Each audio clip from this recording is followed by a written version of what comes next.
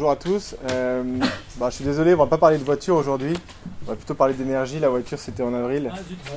Mais, je le fais à chaque fois, après, ça commence à être un peu ennuyeux.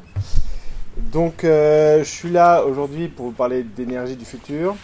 Je vais avoir un message assez pessimiste. Donc, normalement, ça devrait plaire à tout le monde.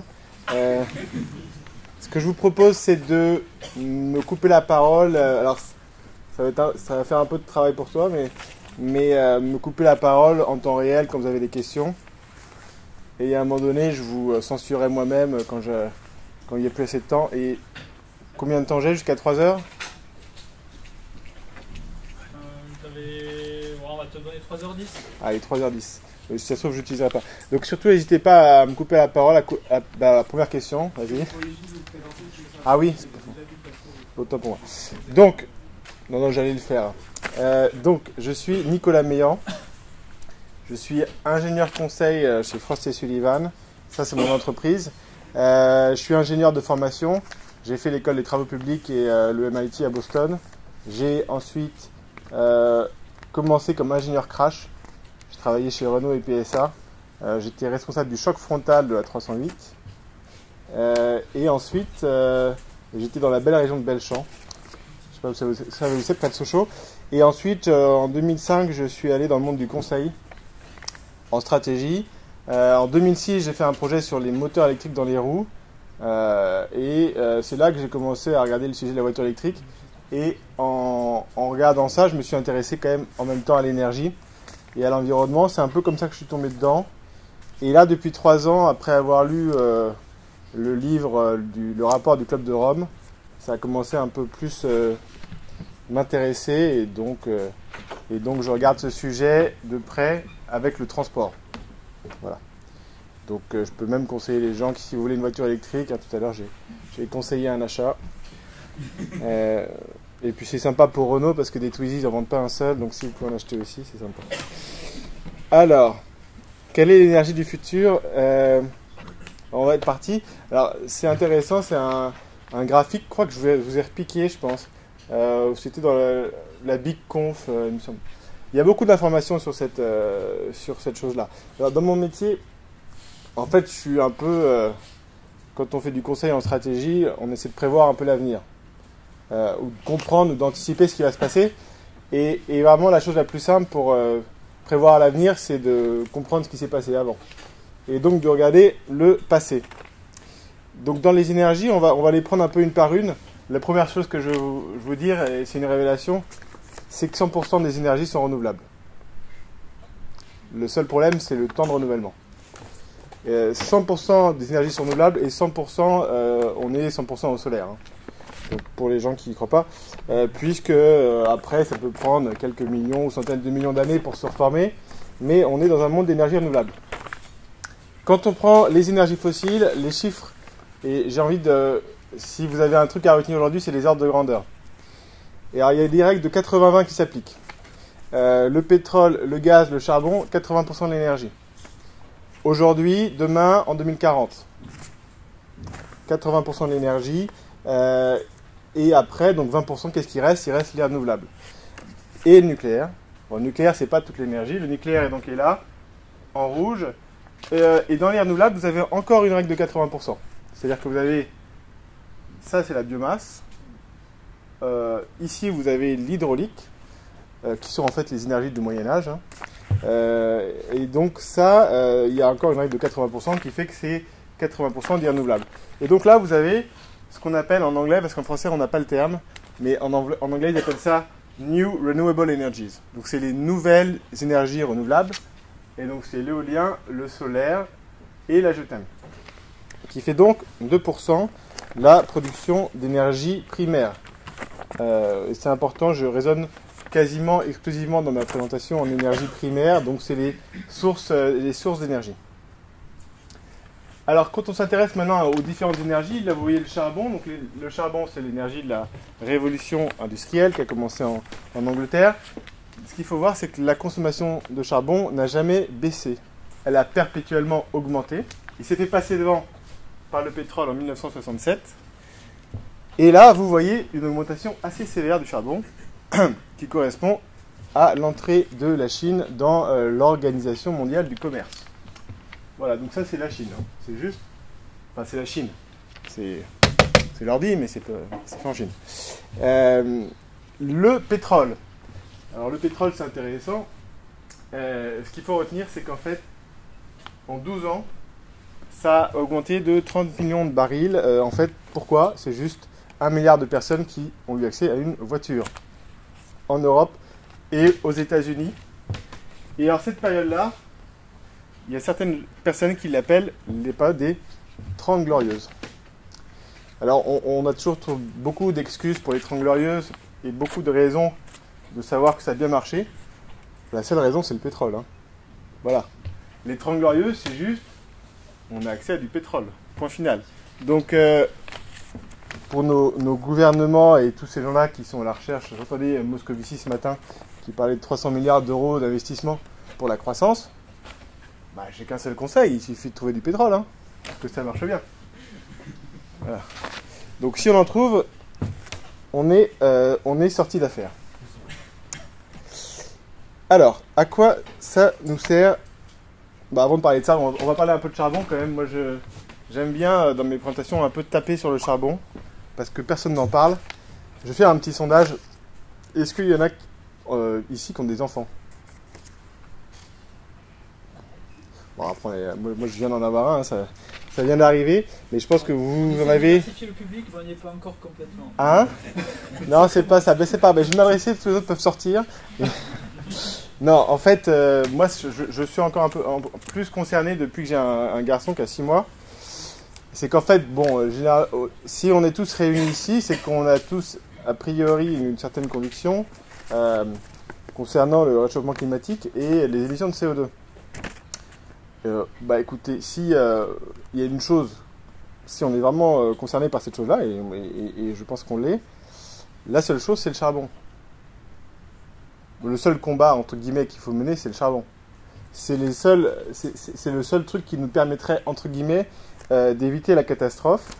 Je vous rappelle donc quelques chiffres sur le charbon, qui va passer première énergie mondiale d'ici 2 ou 3 ans, devant le pétrole. Hein.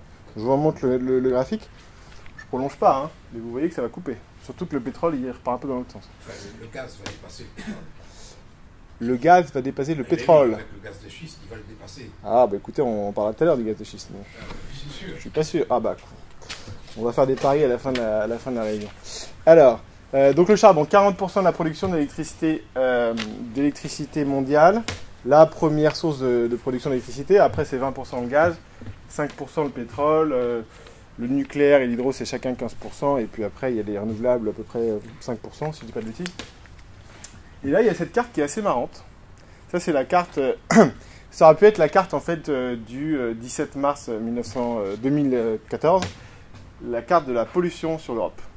Je ne sais pas si vous vous souvenez, mais le 17 mars, il y a eu une journée avec alternance de conduite en France. On avait l'épisode de pollution qui a duré 3 semaines. Eh bien, c'était ça. Parce qu'en fait, ici, vous êtes à 50% au charbon. Ça, c'est l'Allemagne. En Pologne, vous êtes à 80%.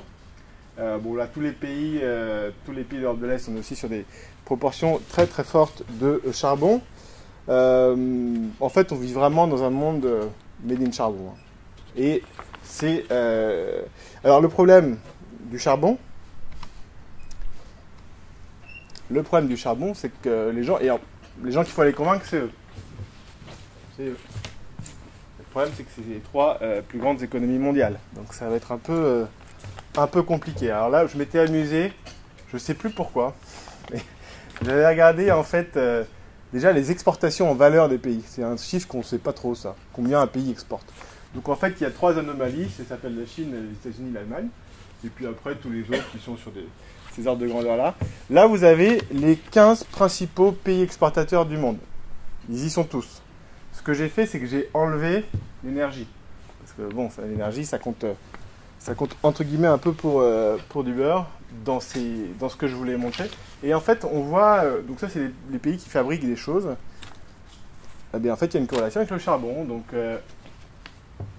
si on veut demain retrouver de la croissance et faire les exportations, un peu de pétrole et du charbon. Ça pourrait être une excellente idée. Par exemple, on se plaint souvent en France qu'on a trop de nucléaire.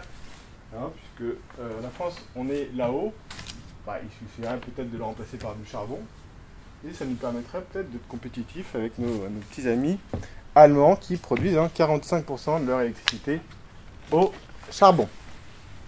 Donc voilà, hein, si vous voulez chacun vous répartir les pays, il y a la Chine, les États-Unis et l'Allemagne. Alors un truc qui serait simple, c'est finalement au moins au niveau européen, on pourrait dire que c'est quelque chose qu'on pourrait avoir comme discussion. Juste Nicolas. Ouais. Dans le graphique, là, c'est un export brut, tu l'as pas ramené à la population, ça serait pas pertinent avec la population, est-ce que ça changerait pas la donne? Non, là c'est des exportations en milliards de dollars, et donc en fait c'est un peu le chiffre d'affaires du pays. En gros, c'est qui fabrique des choses et qui les vend, d'accord? Donc non, j'ai pas rapporté ça à la population. Alors pourquoi est-ce qu'on fait du charbon? Parce que ça coûte moins cher, hein. Ouais. Justement, ouais, tu peux réexpliquer le lien qu'il y a entre la composition, le pourcentage de charbon dans l'électricité et les exportations. Je le vois pas clairement. Ah ben le lien, tu le vois pas clairement. Le lien il est plutôt assez clair. Mais la raison, je vais te la donner, c'est que en fait le charbon, c'est l'électricité la moins chère. L'électricité la moins chère. C'est l'énergie en fait la moins chère. Et l'électricité la moins chère. Et pourquoi c'est la moins chère? Parce que bon, déjà il y a des coûts d'extraction qui sont très faibles, mais surtout parce qu'on ne prend pas en compte les externalités. Donc on ne prend pas en compte que ça consomme beaucoup d'eau, on ne prend pas en compte que ça émet beaucoup de CO2, et on ne prend pas en compte que ça émet beaucoup de particules. Donc c'est aujourd'hui ce qui coûte le moins cher pour produire de l'électricité, c'est du charbon. Et c'est pour ça d'ailleurs que tous les pays en Europe de l'Est, et tous ces pays-là, ils sont au charbon. C'est parce que c'est ce qu'il y a de moins cher. C'est ce qu'il y a de moins cher pour produire de l'électricité, mais le pétrole est moins cher. Si on produisait de l'électricité à partir de pétrole, ce serait moins cher encore. Si on produisait de l'électricité à partir du... Alors, écoute, là, pour le... Non, je pense que... Le pétrole, on le réserve pour les transports, mais le pétrole, l'extraction du pétrole, elle est beaucoup plus facile, beaucoup moins énergivore que celle du charbon. Donc le pétrole, a priori, est moins cher que le charbon. Mais non, pas en prix de marché. Un coût d'extraction peut-être, mais pas en prix de marché. Et un coût d'extraction, ça dépend... C'est l'équilibre offre-demande, ouais. On va en parler un peu plus tard. Mais alors comme tu... Donc ça je voulais dire. Alors la bonne nouvelle c'est que quand même, je reviens là, c'est qu'il existe des solutions. Il existe des solutions. Ça s'appelle la taxe carbone. Voilà. Donc il suffit juste de mettre une taxe carbone et puis c'est réglé. Alors taxe carbone. Non, ça vous fait pas rire. Donc taxe carbone. Bon alors taxe carbone mondiale. Non, ça marche pas. Alors, bon, et si on n'est pas au taxe carbone mondial, bon, on va descendre au niveau de l'Europe. Je sais pas si ça va marcher au niveau de l'Europe. Si ça marche pas au niveau de l'Europe, on va pas s'arrêter quand même à notre niveau parce qu'on n'est pas... Bon. Il y a quand même une solution qui existe, c'est... et d'ailleurs, j'ai vu... Qui a défendu ça il y a pas longtemps? C'est d'avoir un noyau européen de quelques pays. 2, 3, 4, 5, 6 pays qui décident ensemble de mettre une taxe carbone. Ça, c'est possible. On aura beaucoup de mal à convaincre les Allemands, qui émettent en quantité, valeur absolue, énormément de CO2 dans l'atmosphère. Mais ça, c'est possible. Par contre, il faut faire de la compensation aux frontières. Qu'est-ce que ça veut dire? On se prend un petit groupe de pays, on met une taxe carbone à plus de 100 € la tonne, et derrière, on est obligé de la compenser, parce que sinon on est plus compétitif. Et la très très bonne nouvelle de faire ça, c'est qu'en fait, c'est ça la seule façon et le seul argument pour faire baisser la part de charbon en Allemagne, en Chine et aux États-Unis. C'est de leur dire, regardez-nous bien dans les yeux, en Europe, on est le plus grand marché mondial. Vous voulez vendre chez nous, vous virez le charbon. Et ça passe par une taxe carbone compensée aux frontières. Il n'y a pas d'autre solution. Honnêtement, c'est quelque chose sur lequel j'ai essayé d'un peu réfléchir et je crois que je n'ai pas trouvé d'autres alternatives. Nicolas, juste sur le terme taxe carbone compensée aux frontières, si je comprends bien, ça veut dire que chez soi on fait une taxe carbone et que pour tous les biens qui viennent de l'extérieur, voilà, on met une taxe en fonction de ce qu'on sait, des traductions de... Voilà, exactement. Et alors pourquoi ça? Et je vais vous raconter une petite anecdote. Pourquoi ça? Parce qu'en fait, les émissions de CO2, comme vous le savez, en France, depuis Kyoto, les émissions territoriales de CO2 ont baissé de 5%. Je crois que c'est ça le chiffre. Entre 2000 et 2010, c'est 5%. Maintenant, bravo! Maintenant, si on rajoute les iPhones, on est à plus 15%. Donc en fait, la consommation de CO2 de la France est plus 15% entre 2000 et 2010. D'accord? Donc on a augmenté, tous ensemble, nos émissions de CO2. Et pour moi, je trouve que c'est vraiment un scandale en fait. Et on veut quand même essayer de convaincre et de dire non mais vous les Chinois là, il faudra quand même vachement baisser vos trucs là, c'est pas bien ce que vous faites. Alors qu'en fait, c'est juste nos émissions, mais qui produisent chez eux. J'étais à une conférence où j'ai présenté à peu près la même chose à Bruxelles. Et il y avait, pour ouvrir la conférence, Connie Eldegarde qui vient de se faire remplacer. Et il y avait 3 questions, j'ai pu en poser une et je lui ai dit mais Madame Eldegarde, il y a un truc que je comprends pas bien. Votre boulot, votre poste là, c'est de faire baisser le CO2. C'est ça votre truc qui... Oui, c'est ça, oui. Bon alors, dites-moi, en France, moins 5% sur les émissions, plus 15% sur la consommation. Est-ce qu'on est d'accord que c'est un échec? Oui, on est d'accord. Bon, bah dans ce cas-là, quand est-ce que, si vous voulez vraiment faire baisser le CO2 parce que vous êtes un peu inquiet, quand est-ce qu'on compense, on met une compensation aux frontières, taxe carbone, compensation aux frontières? Et elle m'a dit, oui, vous avez raison, mais c'est trop compliqué. Voilà. Donc, si un jour vous avez des enfants et qu'ils vous disent, mais tu sais, machin, vous pouvez leur dire, tu as raison, mais c'était trop compliqué. Moi, je voudrais juste te dire que c'est pas simplement compliqué, c'est impossible dans l'état actuel des choses. Bon. C'est contraire aux règles de l'OMC. À l'article 49 du traité de Lisbonne sur le libre-échange tout en haut de l'échelle. Exactement. Il y a un carré infernal entre les articles 49, 63, 106, 107 et 123 qui rendent ce genre de situation... Non, vous avez raison, parce que c'est effectivement lié directement aux règles du commerce. Ça veut dire remettre en cause une des réalisations particulières de l'Europe qui s'appelle UE Lisbonne. À ce propos, je voudrais profiter de l'occasion pour dire ce que disait Albert Camus, mal nommer les choses, c'est ajouter au malheur du monde. Donc j'entends des tas de gens qui, lorsque je tiens ces propos, me disent « Vous êtes contre l'Europe ». Pour moi, l'Europe, c'est un continent, donc je ne suis pas contre un continent. Par contre, je suis contre le traité de Lisbonne et l'UE de Lisbonne, qui est une instance particulière de réalisation de la construction européenne. Mais je pense que c'est surtout lié au... l'instauration d'une taxe carbone. J'avais plutôt les règles de l'OMC. J'avais plutôt les règles de l'OMC en tête que Lisbonne, mais bon. Non. Sachant qu'on est les seuls à les respecter d'ailleurs. L'UE de Lisbonne se veut le meilleur élève de l'OMC, donc de toute façon. Oui, bien sûr. Enfin, ouais, de toute façon, vous savez que les États-Unis et la Chine n'ont pas signé le traité de Kyoto. Pour quelle raison? Parce qu'ils ont des normes de réserve de charbon. Excusez-moi, un petit point quand même. Essayez de parler dans le micro. En main. Ça permet à la fois lever la main, voilà. Et également de répartir la parole le plus efficacement possible. Juste sur ce point, j'ai pas analysé le traité de Lisbonne qui interdit peut-être des choses aux frontières.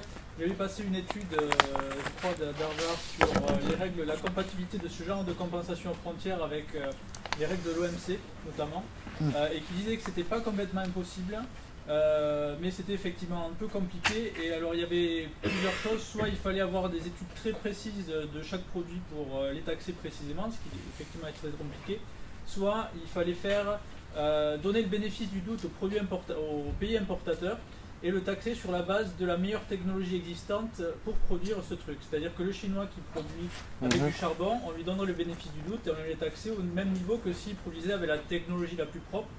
Donc je suppose qu'on l'aurait taxé comme s'il avait produit avec de l'énergie renouvelable ou un truc comme ça. Donc ça rendrait sans doute la taxe un petit peu sans effet. Mais il y avait un truc comme ça. Voilà. Donc effectivement c'est compliqué en l'état actuel des règles. Si je vais illustrer, et après il faut que j'avance, sinon on va pas s'en sortir. Je vais illustrer un petit peu ce point-là, on va faire un petit jeu de rôle, on se projette tous en Chine, là on est tous partis en Chine, et on est tous devenus maires de Pékin. Et donc figurez-vous que Pékin aujourd'hui c'est très pollué, il y a beaucoup de pollution, et vous êtes maire de Pékin. Alors je vais vous donner le choix entre 2 façons pour réduire la pollution dans Pékin, sachant qu'il y a...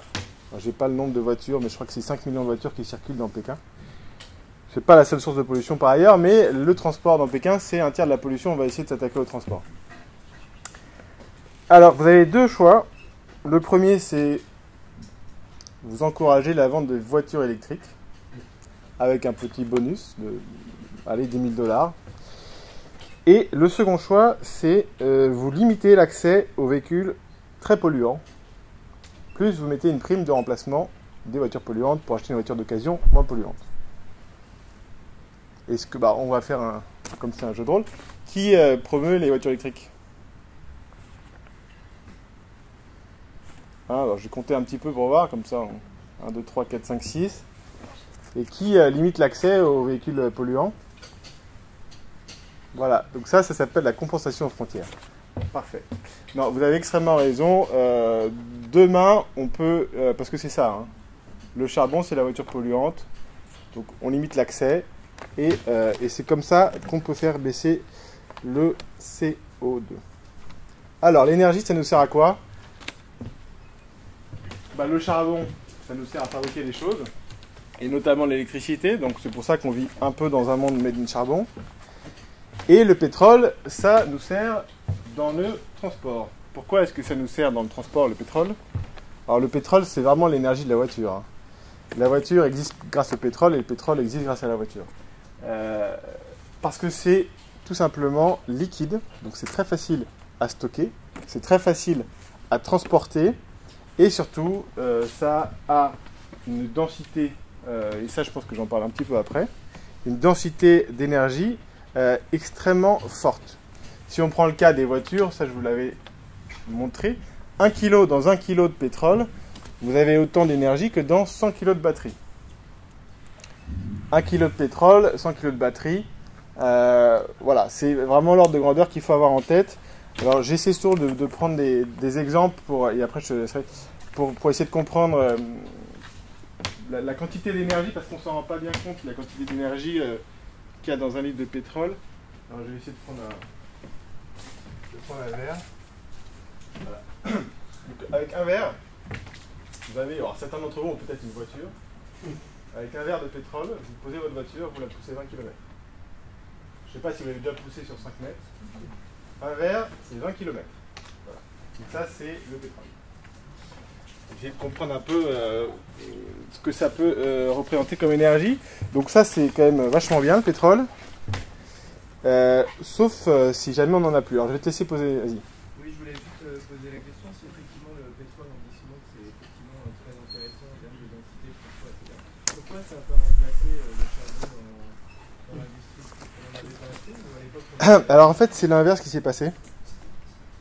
C'est-à-dire que ce qui s'est passé, c'est qu'avant le pétrole, on l'utilisait aussi pour l'industrie, pour produire de l'électricité, etc. Sauf que là, il y a eu ce qu'on appelle le choc pétrolier. Et il y en a eu moins. Et on s'est dit, ah putain, c'est quand même un peu con parce qu'on en a vraiment besoin pour nos avions et pour notre voiture. On va pas les faire marcher au charbon. On va peut-être le garder pour le transport.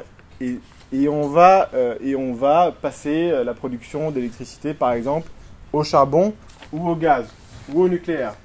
C'est ce qui s'est passé dans ces années-là, hein.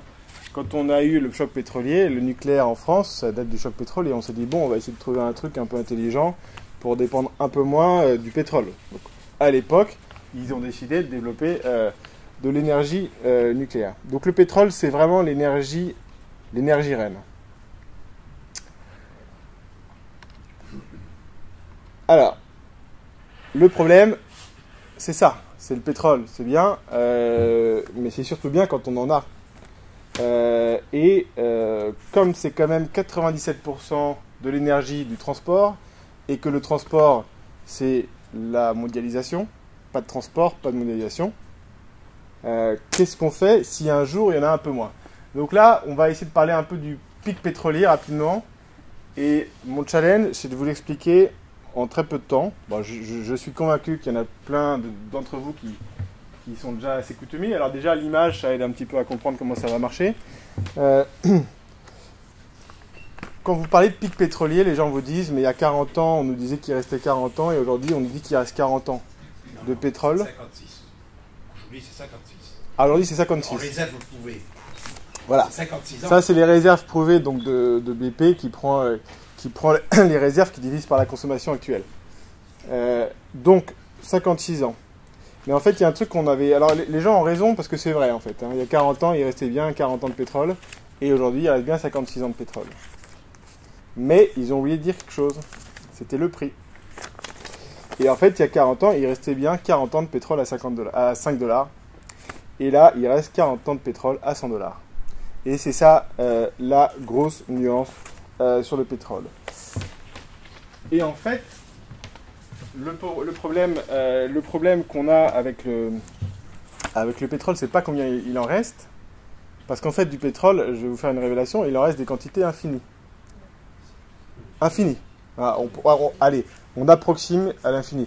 Le problème, c'est pas combien il en reste, c'est combien ça nous coûte d'aller le chercher. Et est-ce qu'on peut se le payer. Et c'est vraiment le seul problème. Hein. Souvent, les gens parlent de production de pétrole. J'aime pas parler de production de pétrole, parce qu'en fait, la production de pétrole, c'est le soleil qui l'a faite pendant 300 millions d'années. Donc, en fait, c'est l'extraction. Quand on parle de pétrole, on parle d'extraire le pétrole, qui est sous nos pieds. Et en fait, il faut vraiment voir ça comme... et ça, c'est une phrase très intéressante de Jean-Marie Bourdaire, de l'ASPO. Sur le pétrole, on est sur une problématique de flux. On n'est pas sur une problématique de réservoir. C'est pas le réservoir de votre voiture, c'est vraiment la taille. On parle vraiment de la taille du robinet. Donc là, le robinet, il est ouvert au max. Il y a des possibilités que ça se restreigne un petit peu. Est-ce que on a besoin de pétrole pas cher pour faire tourner notre économie? Est-ce qu'un jour on verra un pétrole à 200 $? Tu voulais poser une question? J'ai vu un... Non. J'ai vu un bras qui se levait. Ça, c'est ce qui s'est passé depuis 1970. En gros, on a eu 5 crises globales, ou un peu plus. Hein. Donc il y avait 2008, 2001, 90, 81, 79 et 73. En fait, 4 de ces crises sur 5 est liées au pétrole. Alors, petite révélation aujourd'hui, le choc pétrolier, 1973, avec la guerre du Kippour. En fait, non, c'était pas ça le choc pétrolier. Le choc pétrolier a été orchestré par les États-Unis qui ont demandé à l'Iran et à l'Arabie Saoudite d'augmenter leur prix du pétrole. Car en 1970, ils avaient fait un rapport montrant qu'ils n'avaient plus assez de pétrole disponible aux États-Unis. Et donc, il fallait qu'ils augmentent le prix pour pouvoir aller en chercher en Alaska, en mer du Nord, dans d'autres pays. Et donc ça, c'est les États-Unis. Ils ont donc demandé à l'époque de passer de 1 à une dizaine de $. Parce qu'à l'époque, peut-être qu'on avait eu 40 ans, peut-être que 40 ans avant, en 1930, on nous restait 40 ans de pétrole à 20 centimes. Et donc après, on a eu 40 ans de pétrole à 20 $. Et là, on est à 40 ans de pétrole à 120 $. Alors là, je vous refais juste les crises très rapidement. Hein. Donc 73, le premier choc pétrolier. 79, le second choc pétrolier. 90, l'invasion de la guerre en Irak. L'invasion du Koweït, pardon. 2001, c'est pas le pétrole. 2001, c'est la bulle Internet. Donc on ne peut pas gagner à chaque fois. Et là, 2008, alors bon, on peut... chacun peut avoir son interprétation. Alors, ce qui est sûr, c'est que... on a une augmentation très forte du prix du pétrole depuis 1998, notamment une fois de plus liée à l'accès de la Chine à l'OMC, qui a significativement augmenté la consommation de pétrole. La Chine qui est aujourd'hui le premier importateur mondial de pétrole, devant les États-Unis. Et donc il y a quand même un impact du prix du pétrole sur notre économie, et ce serait bien qu'on en garde du pétrole pas cher. Alors combien ça coûte à extraire le pétrole? Parce qu'en fait c'est ça la question. Et c'est un truc que je cherchais depuis longtemps et que j'ai compris. En fait, notre économie, elle peut se payer un pétrole à 120 $. Point. Donc le prix du pétrole n'ira jamais plus haut que 120 $ pendant un temps long. Et nous n'irons chercher le pétrole sous nos pieds que si ça nous coûte moins cher que 120 $. Alors aujourd'hui, vous avez vu le prix du pétrole, on est à un peu moins de 100 $, on a approché les 120 $. La limite, alors peut-être que c'est 130, 120, 130, mais au-dessus de 120 $, il n'y a plus de croissance. En fait, on ne peut plus faire croître notre économie parce que ça détruit de la demande de pétrole. Alors combien ça coûte? Le pétrole, quand on va en Arabie Saoudite dans les premiers champs, le pétrole ça consiste en quoi? On met une paille, on la pose, on aspire, ça coûte 5 $. Et ça c'est les plus grands champs pétroliers, donc ça coûte à peu près rien.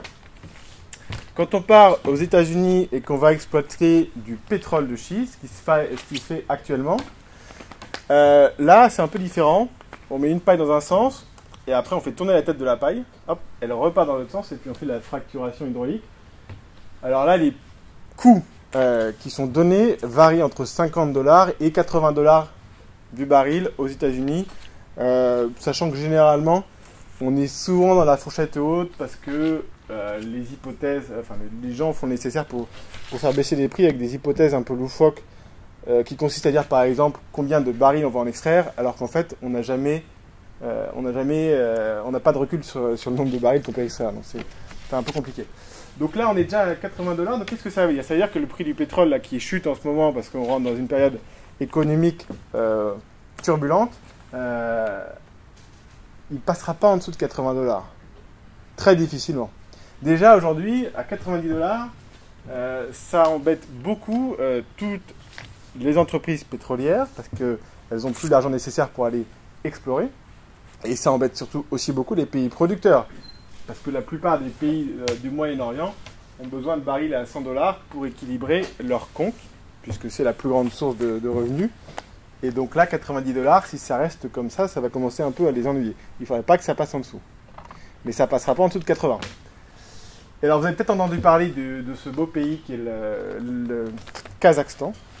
Et au Kazakhstan, il y a le dernier méga découverte de pétrole qui s'appelle Kashagan, qui a été découvert au début des années 2000 et qui est sur mon graphique quelque part, mais comme c'est écrit en petit, voilà, il est là. Alors Kashagan, c'est le dernier méga champ. Alors pour vous donner un ordre de grandeur, les investissements, on parle de 50 milliards d'euros, hein, c'est 50 milliards d'euros. C'est des trucs qu'on cherche en France pour équilibrer nos comptes. 50 milliards. On n'a pas sorti une goutte de pétrole. Si on en a sorti un petit peu, il y a des gros problèmes, c'est sans cesse repoussé. Le pétrole là-bas, il sort à 125 $. Voilà.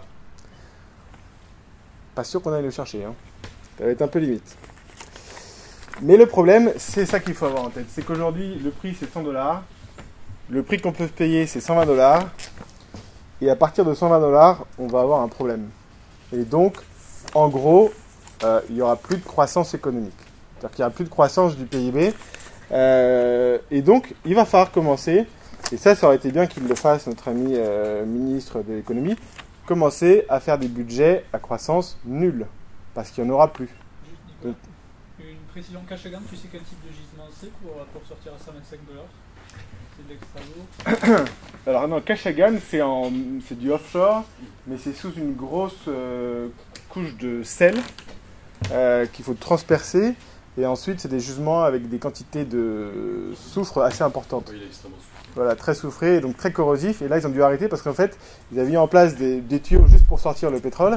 Et les tuyaux sont déjà bouffés. Donc, il faut déjà les changer. Petit problème sur les tuyaux.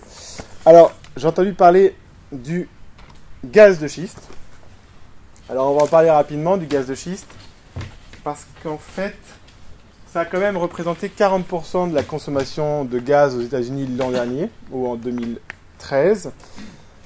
Voilà, l'ordre de grandeur qu'il faut avoir en tête, c'est que pour l'Europe, et ça c'est un consensus des différents rapports qui sont sortis, le gaz de schiste en Europe permettrait à horizon 2030 de couvrir 10% de la consommation de gaz de l'Europe. 40% en 2013 pour les États-Unis, 10% en 2030 pour nous. C'est l'ordre de grandeur qu'il faut avoir en tête. Alors, je vous rappelle quand même que notre plus grand fournisseur, c'est M. Poutine, que 27% du gaz européen vient de la Russie et que ça augmente. 56% vient de la mer du Nord et là, par contre, ça baisse. Donc, on consomme de plus en plus de gaz russe et non, le gaz de schiste ne permettra pas de remplacer le gaz russe. Il ne nous permettra pas non plus de devenir indépendant énergétiquement. Ça n'aura aucun impact sur les prix, puisque les prix sont fixés par... Alors déjà, ça coûte plus cher à extraire que le pétrole. En Europe, ce serait à peu près équivalent, mais ça coûte plus cher à extraire que le gaz russe. Donc notre ami Poutine se fera un plaisir de casser les prix si nécessaire.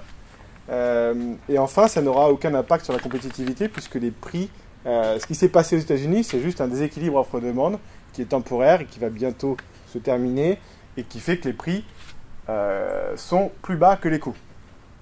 Donc quand le pétrole est à 2 $, c'est plus bas que le coût parce que pour le sortir, c'est plutôt 3-4 $. Ça vient juste d'être annoncé. EDF a signé avec les États-Unis pour 20 ans d'approvisionnement de gaz de schiste américain. Mais gaz sous forme liquéfiée. Ouais. Parce que les États-Unis sont en train de modifier leurs usines de gazéification pour une usine de liquéfaction. Exactement. Dans la région de Nouvelle-Orléans. Vous me piquez un peu ma conclusion, mais je vais quand même la faire. C'est qu'en fait, quand on parle du gaz de schiste, ce qui excite tout le monde, c'est le problème de compétitivité. En fait, la meilleure solution par rapport à ce problème de compétitivité qui concerne notamment l'industrie chimique, puisque l'industrie chimique, le gaz, c'est non seulement son énergie, mais c'est sa matière première. C'est 30% des coûts. Et donc, vous avez beaucoup d'usines chimiques européennes qui ferment en Europe et qui s'implantent aux États-Unis, comme Dow Chemical par exemple. La clé, c'est d'aller leur acheter leur gaz. Il faut leur acheter un maximum de gaz.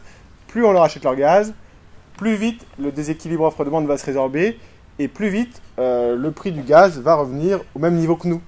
Et donc, plus d'avantages compétitifs. Donc, c'est vraiment ça. Et donc, finalement, François Hollande a rencontré Barack Obama qui lui a dit tout le bien de son gaz de schiste. Et a priori, il s'est dit, moi, le gaz de schiste, ça me fait chier chez moi, mais t'acheter le tien, ça me pose pas de problème.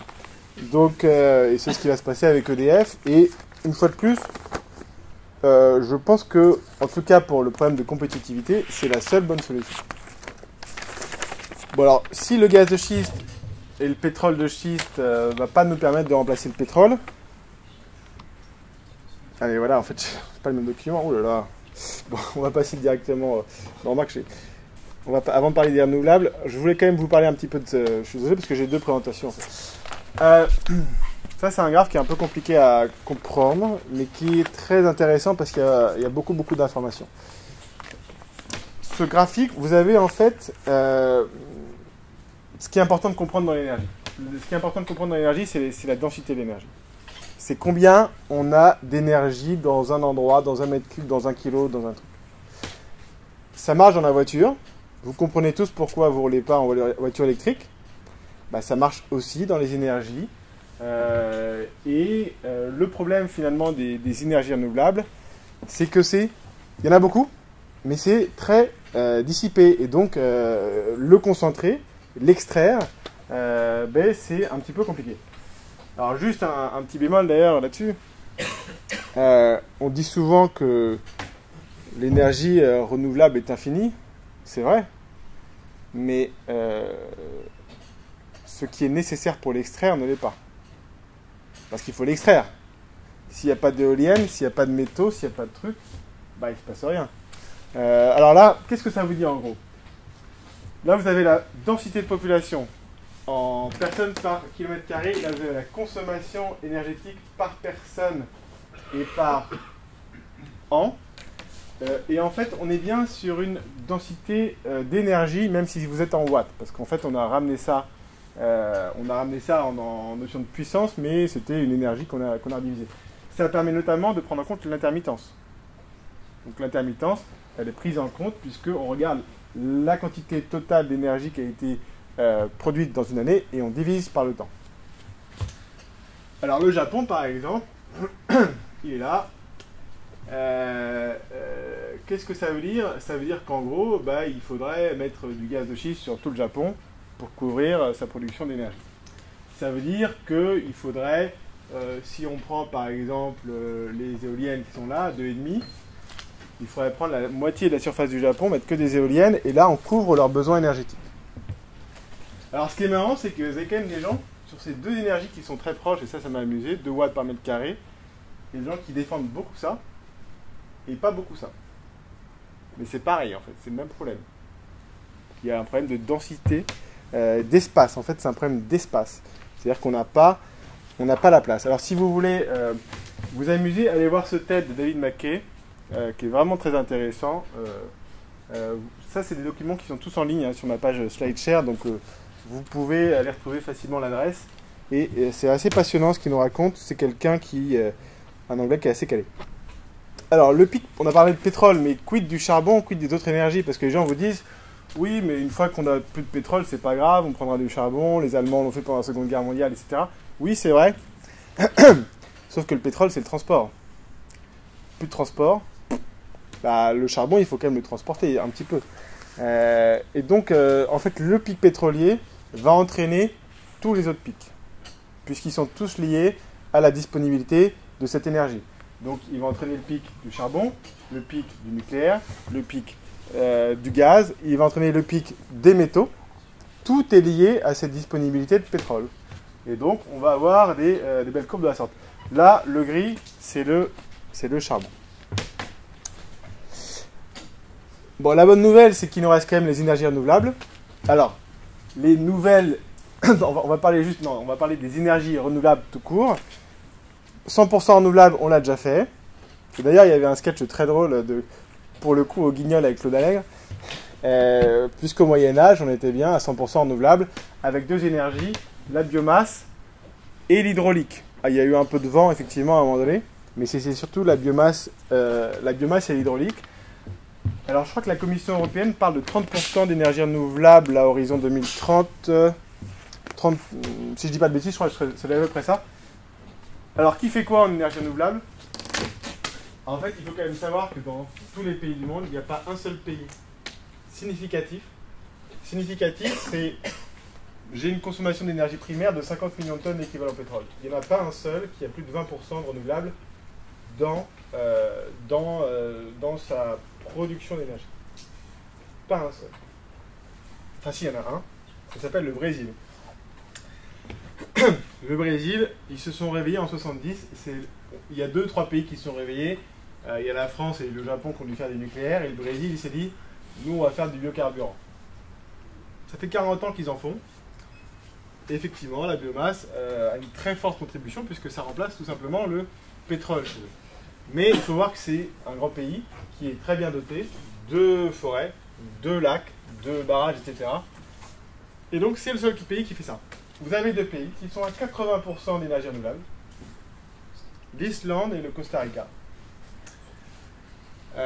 Donc là, c'est de la géothermie, et là, c'est aussi de la géothermie. Et il faut savoir qu'entre l'Islande, le Costa Rica et nous, il y a quand même un facteur 50 sur l'énergie, et avec les États-Unis, il y a un facteur 400. Donc avant qu'on y arrive, finalement, à ces 30%, ça va prendre un peu de temps, mais il y a quand même un chemin qui est possible. Et le chemin qui est possible, il y a différents mots qui le qualifient. Vous pouvez appeler ça l'austérité, vous pouvez appeler ça la sobriété, vous pouvez appeler ça la décroissance, c'est la même chose. C'est le principe de baisser sa consommation d'énergie. Alors, baisser sa consommation d'énergie, il y a deux façons de le faire. Il y a efficacité et il y a sobriété. Et il faut bien faire la différence entre les deux parce que ce n'est pas du tout la même chose. L'efficacité, c'est consommer moins d'énergie à niveau de service équivalent. C'est bien, mais l'énergie qu'on n'a pas consommée, on risque de la consommer pour faire autre chose. Ça s'appelle l'effet rebond. Donc souvent, l'efficacité, ça a une efficacité limitée. Alors que la sobriété, ça consiste à baisser le niveau de service. Baisser le niveau de service. Soit on regarde la consommation par niveau de service. Je vais vous donner des exemples parce que ça va être plus parlant. Alors, l'enjeu quand même qui va nous arriver, et je vous le dis de manière assez paisible, pour les prochaines années, c'est d'éviter la guerre civile. Éviter la guerre civile, ça veut dire qu'on divise la consommation par deux. Et donc par deux, il y a la sobriété et l'efficacité. J'en rajoute pas, hein, je vous assure que j'en rajoute pas trop. Alors, deux segments, deux endroits qui consomment de l'énergie, c'est le bâtiment, 40% de la consommation, il me semble, et après vous avez le transport, 30%. Donc les deux, 70%. Donc on fait l'efficacité de la sobriété dans l'énergie de transport, on se sent mieux. Alors, qu'est-ce qu'on va pouvoir faire? Sur le transport, par exemple, votre voiture. Au lieu de prendre une voiture, vous prenez un vélo. Ça s'appelle de la sobriété. Au lieu de prendre un vélo, vous prenez un vélo électrique. Ça s'appelle efficacité. Alors, ça marche aussi pour une voiture légère que vous passez électrique. L'électricité vous fait gagner de l'efficacité. La petite taille ou le vélo vous fait faire de la sobriété. Pour le bâtiment. Alors, le bâtiment, on vous parle souvent d'isolation thermique. Mais on vous ne parle souvent que d'une isolation thermique. Dans le bâtiment, on baisse la température de 21 à 19, ça s'appelle de la sobriété. On met un pull, ça s'appelle de l'efficacité. Parce qu'en fait, en isolation thermique, il y a deux choix. Soit vous isolez le contenu, soit vous isolez le contenant. Aujourd'hui,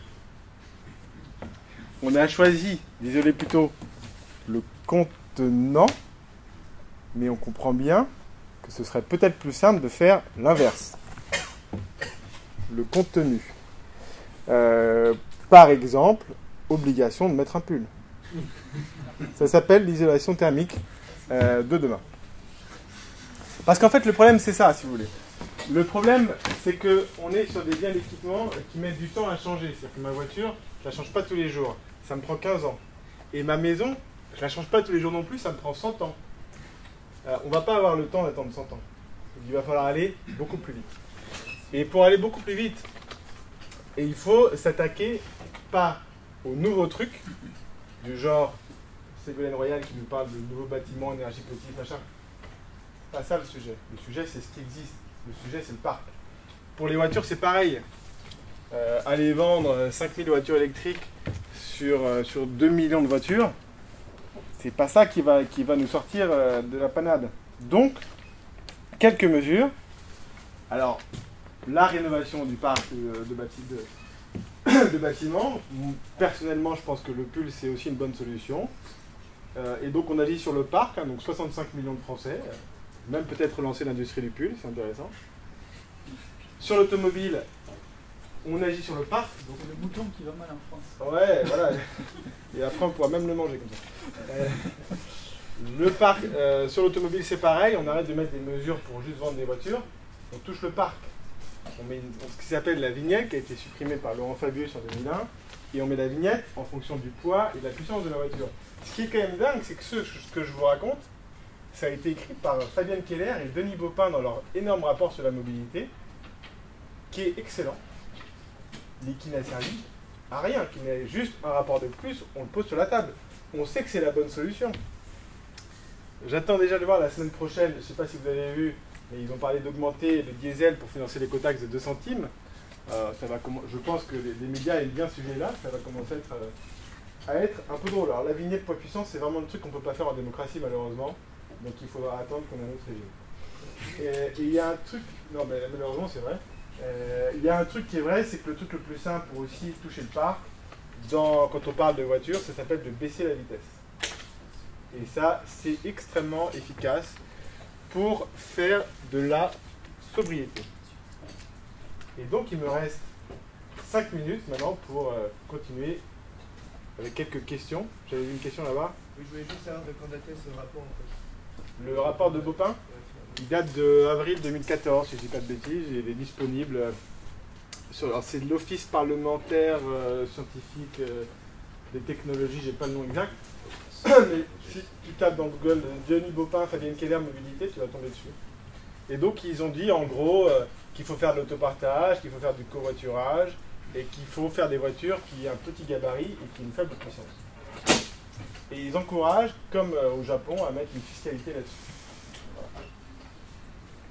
Alors, moi j'ai une question, une remarque sur en fait, le lien entre votre conférence et la conférence précédente, sur la conclusion à laquelle vous arrivez sur la démocratie qui est un frein à des mesures un peu rapides. Pas rapide, oui. Qui ne plaisent pas à tout le monde. Et effectivement, en fait, moi je pense que le climato-scepticisme en Europe, il n'y en a pas tellement, mais il y a un scepticisme sur la capacité des institutions à prendre des décisions qu'on aimerait tous qui soient prises. Moi je trouve que dans les territoires en France, en province, il y a vraiment une volonté de changer. Et Et après, c'est comment les institutions qui existent, on a parlé de l'OMC, de l'UE, de Lisbonne, permettent ce changement-là ou pas? Alors, moi je suis pas... j'ai une interprétation un peu différente des choses. Je pense qu'on est... En Europe, c'est effectivement le continent qui est le plus d'accord avec ces sujets. Le plus sur ces sujets. Mais je pense que le sentiment, ce qu'on aime bien en France, d'abord, avant de faire quelque chose, c'est que les autres le fassent. Et donc nous, en France, et c'est bien orchestré, c'est de dire, attendez, nous on a fait Kyoto, on a fait le machin, on a baissé notre truc. Pendant ce temps, les Chinois, ils polluent, ils font rien. En fait, non. Et donc je pense que tant qu'on a cette vision-là, ben, il ne peut rien se passer parce qu'on dit tous, oui, mais de toute façon, et c'est un peu vrai, hein, nous en France, ce qu'on fait sur le CO2, ça sert à rien, du tout. On n'en émet pas. Ça sert à rien. Et quand je vous dis que le problème du CO2, c'est le charbon, c'est pas pour rigoler. Il y a juste l'Allemagne, la Chine et les US. Une fois que ces trois pays-là font plus de charbon, on est tranquille. On est tranquille, vraiment. Parce qu'on parle là vraiment de 60% des émissions du monde. Hein. Enfin, c'est juste le charbon sur ces trois pays. Et quelque part, nous en France, honnêtement, c'est pour ça que je vous dis, la meilleure initiative, contribution que vous pouvez apporter, c'est de prendre votre bâton de pèlerin et d'aller dans ces pays-là et de faire bouger ça. Ou de contribuer à faire qu'en Europe, ça bouge. Mais, entre guillemets, prendre une voiture électrique plutôt qu'une voiture pétrole, etc., bon, bah, c'est bien, mais c'est pas ça qui va nous sauver, malheureusement. Je voulais poser une question sur les énergies intermittentes. On est vraiment en train de faire des grands progrès sur le problème du stockage. Est-ce que ce problème du stockage est négligeable par rapport au problème de la densité? Ce qui est intéressant quand vous parlez du problème du stockage, c'est que souvent les gens, quand ils parlent d'énergie renouvelable, ils comparent les prix. Ils disent oui, maintenant on a la grille de parité, etc. En fait, tout ça est faux, puisqu'on compare des pommes et des tomates. Hein. Puisqu'en fait, quand vous voulez comparer un prix, il faut avoir des qualités équivalentes d'électricité, qui veut dire qu'elle ne peut pas être fatale. C'est l'électricité qui vient là, quand j'arrive, j'appuie sur le bouton, ça s'allume. Et là, je compare le prix. Et donc, le coût du stockage doit être notamment intégré dans le prix de ces énergies renouvelables. Le problème de l'énergie renouvelable, il est extrêmement simple. C'est que pour fabriquer une éolienne, alors faut que je retrouve mon chiffre, il ne faut pas que je dise des bêtises quand même. Non voilà, il faut, en fait, pour fabriquer 1 kWh d'électricité à partir d'une éolienne, il faut 10 fois plus de béton et 10 fois plus d'acier. Voilà. Donc en fait, vous retombez sur d'autres limites. Vous retombez sur d'autres limites qui sont les métaux.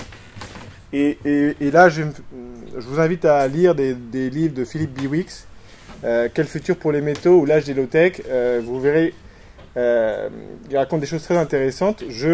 Et par ailleurs, je vais faire un peu de publicité, puisque lundi soir, je fais une conférence avec Philippe Biwix à la Maison des Arts et Métiers qui s'appelle l'automobile face à ses contraintes, énergie et métaux. Et donc avec Philippe Biwix, et donc si vous êtes disponible, vous pouvez aller vous inscrire, ça s'appelle donc automobile face à ces contraintes-là. Pour répondre à votre question, c'est pas ça que je voulais montrer, mais en fait les énergies renouvelables, on en est là. Hein. Vous parlez de ce truc-là, et ce truc-là, on veut que ça monte une fois là, mais encore une autre fois là, et encore une autre fois là, parce qu'il faut que ça remplace tout. Bon, ça, on sait que c'est pas possible, donc c'est plutôt ça qui va baisser. Les énergies renouvelables, je pense qu'il y a beaucoup d'applications qui sont intéressantes au niveau local. On n'aura jamais les effets d'échelle, en fait. On n'aura jamais les effets d'échelle. Les seuls pays où ça fonctionne, où les gens prennent beaucoup d'exemples, ça s'appelle le Danemark. Ça marche très bien. Pourquoi? Parce qu'il s'équilibre avec la Norvège. Donc la Norvège est 90%, voire 100% hydraulique. Ils ont du stockage à volonté. Et donc, effectivement, ils peuvent se targuer d'avoir 50% d'énergie renouvelable. Je vous rappelle quand même que l'Allemagne produit 10% de son électricité, peut-être 13%, avec de l'éolien et du solaire. 13%. On parle de 13%. Les autres 12% renouvelables, ça s'appelle de la biomasse et ça s'appelle du nucléaire et de l'hydro. L'Allemagne fait quand même encore 15% de nucléaire. Non, le nucléaire n'est pas dans le pouvoir. Ça s'appelle l'hydraulique et la biomasse. Mais donc l'Allemagne, c'est 12%, 13% de production électrique à base d'éolien et de solaire photovoltaïque. Mais ce n'est que l'électricité. Oui, on parle que de l'électricité qui est moins de la moitié de l'énergie bien évidemment. Je vais prendre 2 questions encore parce qu'après il faut qu'on fasse la pause. C'est pas vraiment une question, c'est juste une précision sur l'histoire des batteries. C'est un peu, je travaille en fait dans le domaine de l'embarqué, donc l'électronique qui a besoin de batteries. Et en fait, l'évolution des batteries de ce côté-là est assez prévisible. On sait que dans 18 mois, on va avoir des batteries qui seront 10% plus performantes. Alors après, on va mettre ça soit sur le prix, soit sur la densité, mais on a une évolution des batteries qui est assez prévisible de ce côté-là. Et 10%, c'est rien du tout. Ça va rien changer. Non, c'est pas seulement sur l'industriel. Je veux dire que avant d'arriver de l'expérimental en industriel, on suit une courbe de 10% de progression depuis des années, et c'est vraiment prédictible. C'est la même chose que la loi de Moore, sauf que c'est pour les batteries. Et on n'a pas de... Il n'y a pas de...